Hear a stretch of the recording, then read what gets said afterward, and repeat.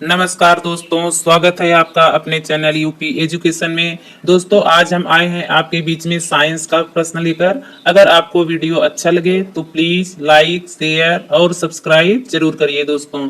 तो देखिए आज का प्रश्न, सूक्ष्मतम जीवित कोशिका है।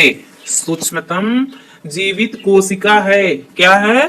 तो दोस्तों सूक्ष्मतम जीवित कोशिका जो है वह है माइकोप्लाज्मा। सूक्ष्मतम जीवित कोशिका क्या है? माइकोप्लाज्मा है दोस्तों। एकल स्ट्रैंडेड वाले डीएनए अणु कहाँ मिलते हैं? बताइए, एकल स्ट्रैंडेड वाले डीएनए अणु कहाँ मिलते हैं? तो दोस्तों ये मिलते हैं, कहाँ मिलते हैं बताइए? बैक्टीरियोफेज में। कहाँ मिलते हैं? बैक्टीरियोफेज में मिलते हैं। आगे, डायनामाइट बनाने में मुख्य रूप से प्रयोग होता है। डायनामाइट बनाने में मुख्य रूप से किसका प्रयोग होता है? तो दोस्तों ये प्रयोग होता है नाइट्रोग्लिसरीन का। डायनामाइट बनाने में नाइट्रोग्लिसरीन का प्रयोग होता है। आगे, मानव शरीर में ऊर्जा की उत्पत्ति होती है। किससे होती है?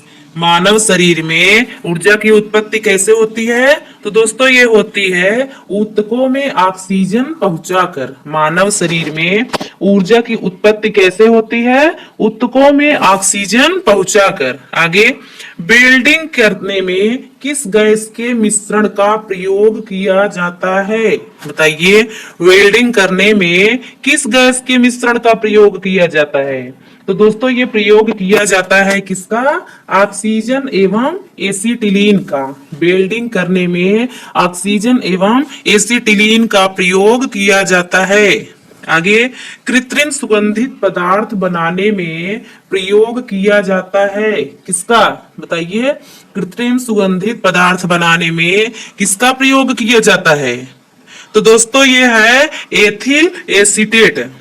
कृत्रिम सुगंधित पदार्थ बनाने में एथिल एसीटेट का प्रयोग किया जाता है। अगला, सबसे हल्का गैस है। सबसे हल्का गैस कौन सा है? बताइए। तो दोस्तों सबसे हल्का गैस है हीलियम। क्या है?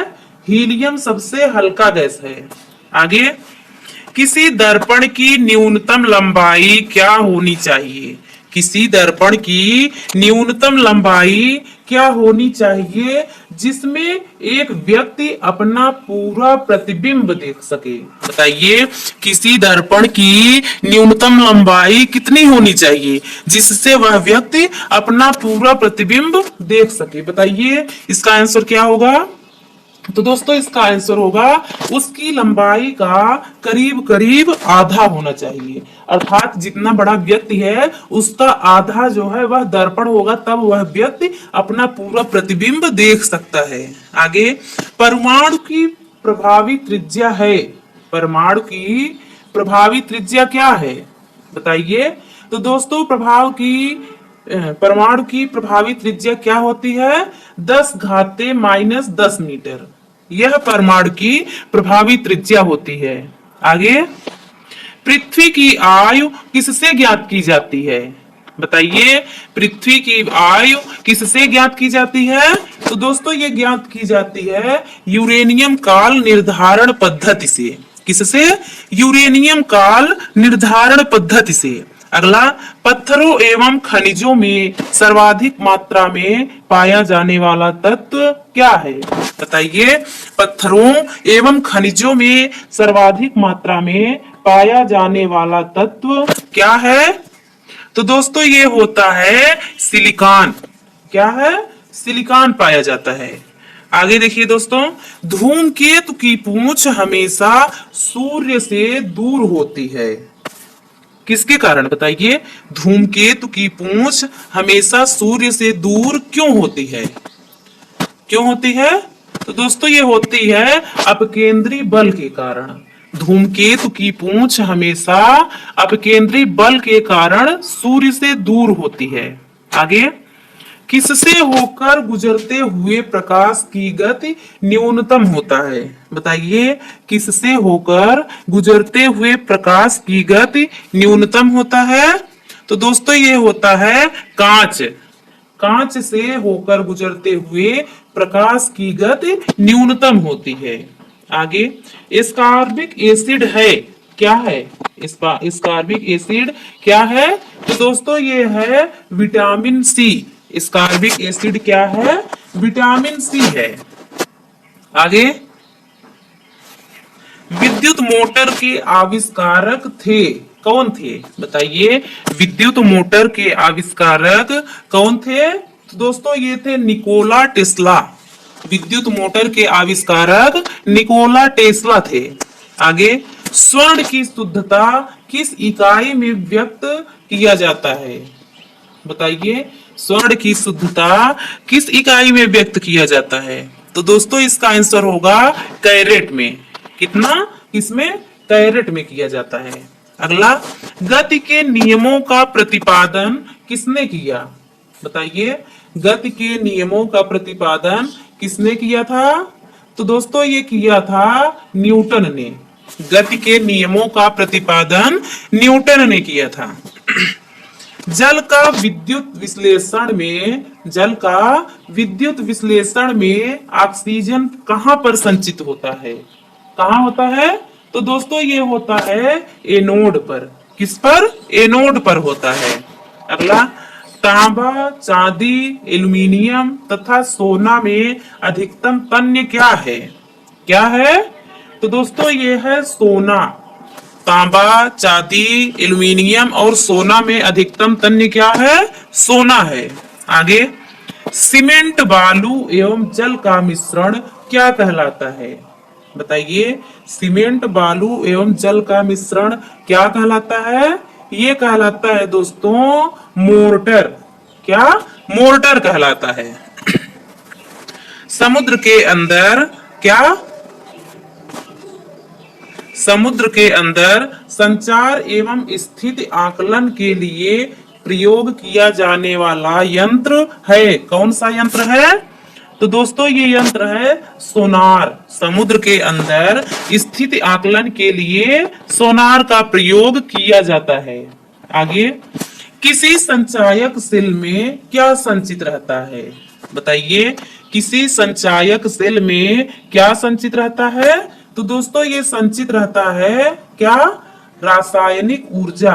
किसी सेल में क्या संचित रहता है?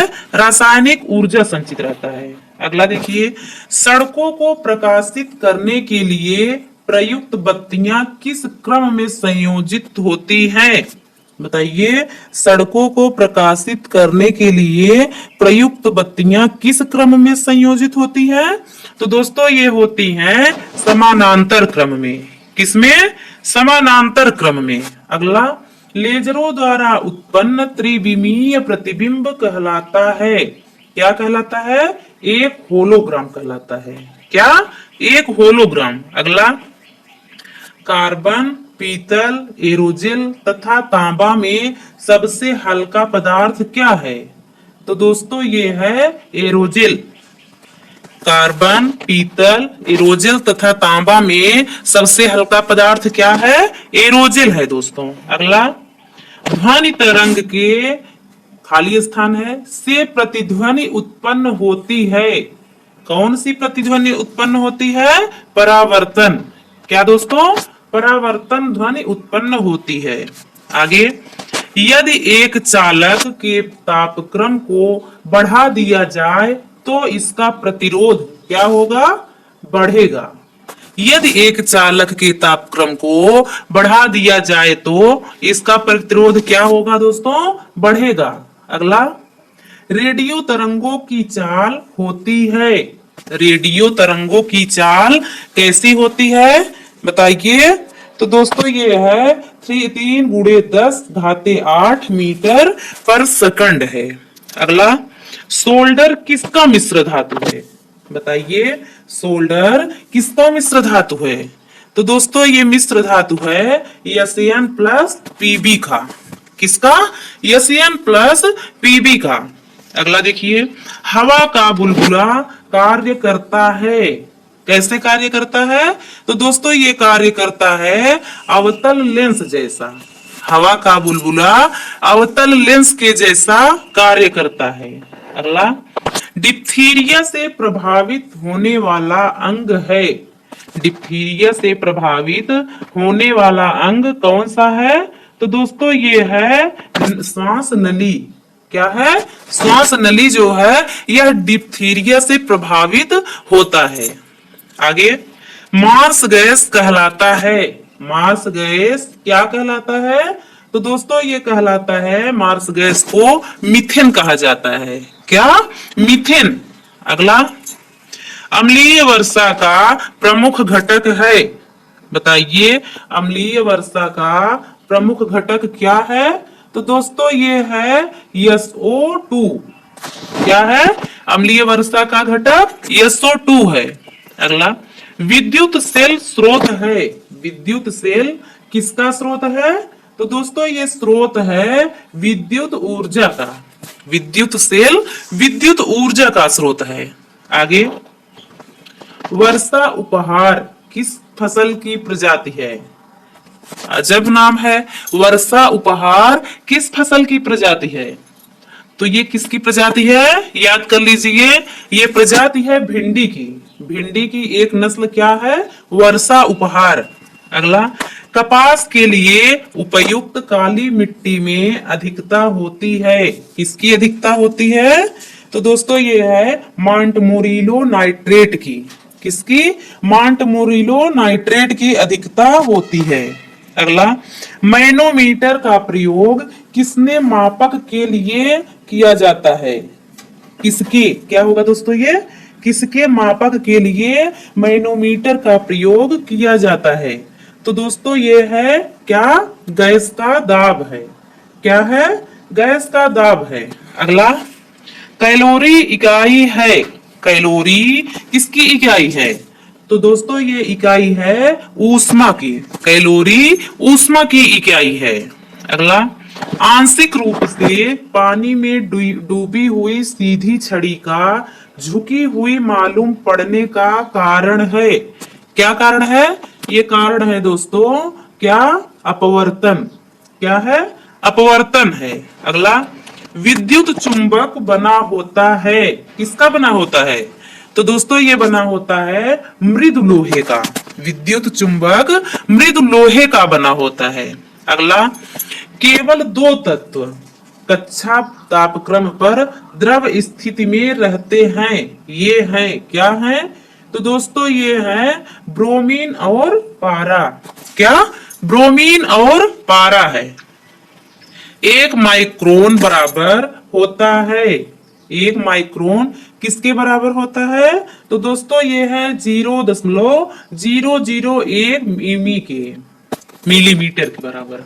अगला, पृथ्वी की वायुमंडल में सर्वाधिक मात्रा में पाई जाने वाली गैस है। क्या है? बताइए, कितनी पाई जाती है? 78%। कितना? 78% हमारे पर्यावरण में नाइट्रोजन है। अगला, कास्टिक सोडा का रासायनिक सूत्र है। कास्टिक सोडा का रासायनिक सूत्र क्या है? तो इसका सूत्र है दोस्तों NaOH। क्या है? NaOH। यह RH फैक्टर सामान्यतया किससे संबंधित माना जाता है?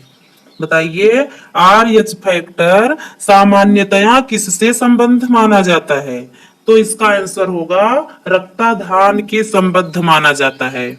अंतिम क्वेश्चन है दोस्तों, लोलक की लंबाई 1/4 हो जाती है तो इसका आवर्तकाल हो जाएगा कितना? आधा हो जाएगा। कितना हो जाएगा दोस्तों? आधा हो जाएगा। दोस्तों अगर आपको वीडियो अच्छी लगे तो प्लीज लाइक, शेयर और सब्सक्राइब जरूर करिए दोस्तों। थैंक यू, धन्यवाद।